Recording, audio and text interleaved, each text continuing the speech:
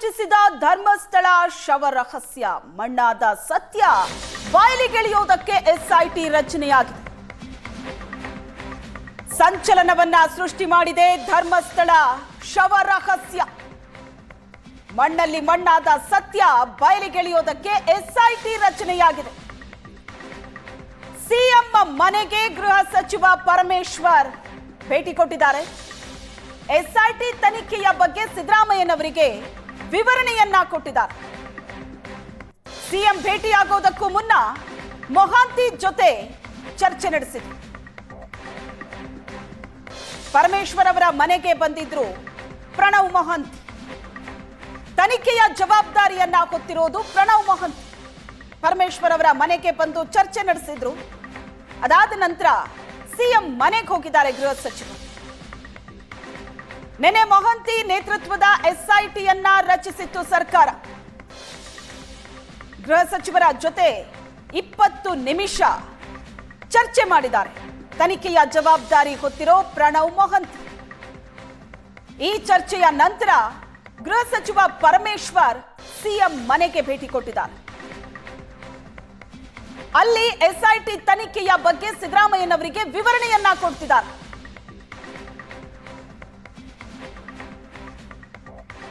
CM ಮನೆಗೆ ಗೃಹ ಸಚಿವ ಪರಮೇಶ್ವರ್ ಭೇಟಿ ಕೊಟ್ಟಿರೋದು ಸಂಚಲನವನ್ನ ಸೃಷ್ಟಿ ಮಾಡಿದೆ ಧರ್ಮಸ್ಥಳ ಶವ ರಹಸ್ಯ. ಈ ಪ್ರಕರಣದ ತನಿಖೆಗಾಗಿ ಸರ್ಕಾರ ಎಸ್ಐಟಿ ರಚನೆ ಮಾಡಿದೆ. ನಿನ್ನೆ ಅಷ್ಟೇ ಮೊಹಾಂತಿ ನೇತೃತ್ವದ ಎಸ್ಐಟಿಯನ್ನ ರಚಿಸಿ ಸರ್ಕಾರ ಆದೇಶವನ್ನ ಹೊರಡಿಸಿತ್ತು. ಆ ಕುರಿತಂತೆ ಒಂದಷ್ಟು ಬೆಳವಣಿಗೆಗಳಾಗ್ತಾ ಇದೆ. ಈ ಪ್ರಕರಣದ ತನಿಖೆ ಜವಾಬ್ದಾರಿಯನ್ನ ಹೊತ್ತಿರೋ ಪ್ರಣವ್ ಮೊಹಾಂತಿ ಗೃಹ ಸಚಿವರ ಮನೆಗೆ ಬಂದು ಚರ್ಚೆ ಮಾಡಿದ್ರು. ಗೃಹ ಸಚಿವರ ಜೊತೆ ಸುಮಾರು 20 ನಿಮಿಷಗಳ ಕಾಲ ಮಾತಾಡಿದ್ದಾರೆ ಪ್ರಣವ್ ಮೊಹಾಂತಿ. ಈ ಮಾತುಕತೆಯ ನಂತರ ಗೃಹ ಸಚಿವರು ಸಿಎಂ ಮನೆಗೆ ಹೋಗಿರೋದು. ಎಸ್ಐಟಿ ಸೇರೋದಕ್ಕೆ 2 ಅಧಿಕಾರಿಗಳು ಹಿಂದೇಟು ಹಾಕ್ತಿದ್ದಾರಾ? ಹಿಂದೆ ಸರಿಯೋ ಬಗ್ಗೆ ಏನೂ ಹೇಳಲಿಲ್ಲ ಅಂತ ಗೃಹ ಸಚಿವ ಪರಮೇಶ್ವರ್ ಹೇಳಿಕೆ ಕೊಟ್ಟಿದ್ದಾರೆ. ನನಗಾಗ್ಲಿ ಸರ್ಕಾರಕ್ಕಾಗ್ಲಿ ಏನೂ ಹೇಳಲಿಲ್ಲ. ಎಸ್ಐಟಿ ರಚಿಸಿ ಆಫೀಸರ್ಗಳಿಗೆ ಜವಾಬ್ದಾರಿಯನ್ನ ಕೊಟ್ಟಿದ್ದೀವಿ. ಹಿರಿಯ ಅಧಿಕಾರಿಗಳು ಜವಾಬ್ದಾರಿಯನ್ನ ನಿಭಾಯಿಸುತ್ತಾರೆ. ಎಸ್ಐಟಿ ಸೇರೋದಕ್ಕೆ 2 ಅಧಿಕಾರಿಗಳು ಹಿಂದೇಟು ಹಾಕಿದ್ದರ ಬಗ್ಗೆ ಅಥವಾ ಹಿಂದೆ ಸರಿಯೋದ್ರ ಬಗ್ಗೆ ಏನೂ ಹೇಳಲಿಲ್ಲ ಅಂತ ಗೃಹ ಸಚಿವರು ಹೇಳಿಕೆ ಕೊಟ್ಟಿದ್ದಾರೆ. ನನಗೆ ಆ ರೀತಿ ಏನಿಲ್ಲ. ಅವರೆಲ್ಲ ಜವಾಬ್ದಾರಿ ಸ್ಥಾನದಲ್ಲಿರ್ತಕ್ಕಂಥ ಹಿರಿಯ ಅಧಿಕಾರಿಗಳು, ಅವರಿಗೆ ಕೊಟ್ಟಿದ್ದೇವೆ, ಮಾಡ್ತಾರೆ ಅವರು.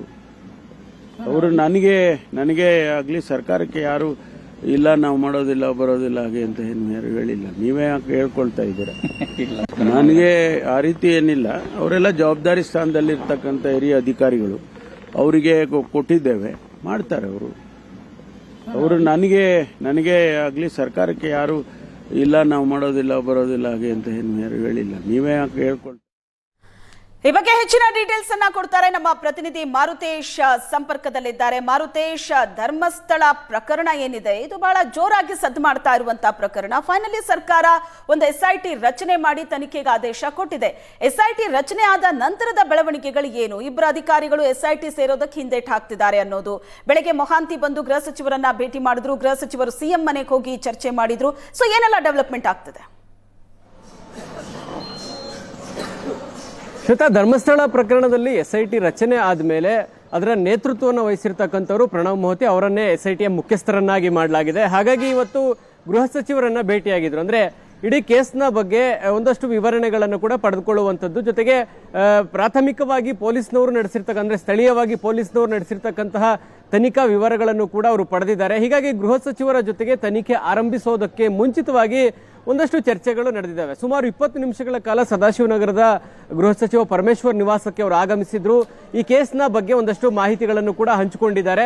ಇದಾದ್ಮೇಲೆ ಪರಮೇಶ್ವರ್ ಅವರ ಸೂಚನೆಯಂತೆ ಈಗ ಎಸ್ಐಟಿ ರಚನೆ ಆಗಿರೋದ್ರಿಂದ ಇದರಲ್ಲಿ ನಿಷ್ಪಕ್ಷಪಾತವಾದಂತ ತನಿಖೆ ಆಗಬೇಕು, ಆ ನಿಟ್ಟಿನಲ್ಲಿ ಕಾರ್ಯಪ್ರವೃತ್ತರಾಗಿ ಕೆಲಸ ಮಾಡಿ ಅನ್ನುವಂಥ ಸೂಚನೆಯನ್ನ ಗೃಹ ಸಚಿವರು ಕೊಟ್ಟಿದ್ದಾರೆ.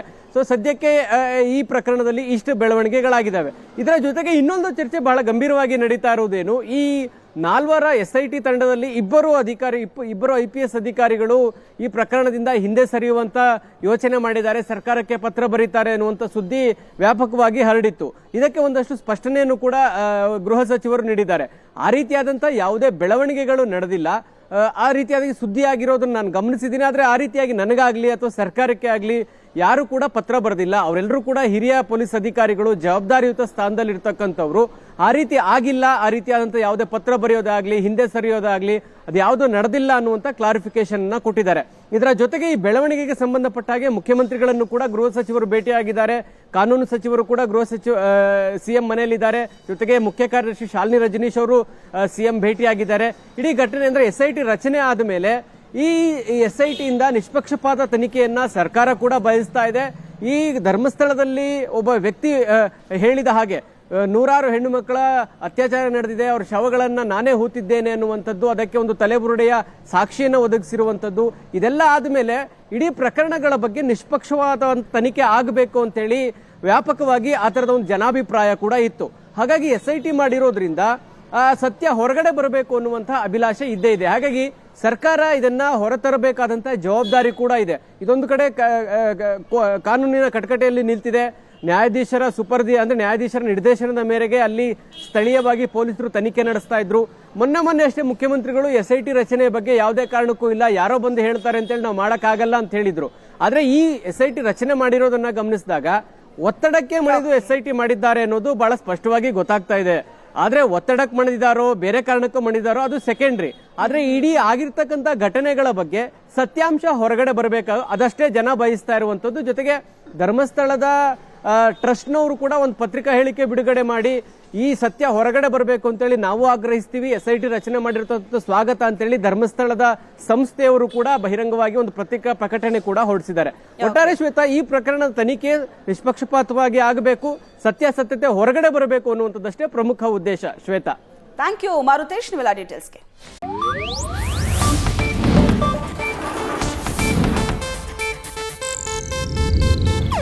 ಇದು ಏಷ್ಯಾನೆಟ್ ನ್ಯೂಸ್ ನೆಟ್ವರ್ಕ್ ಪ್ರಸ್ತುತಿ.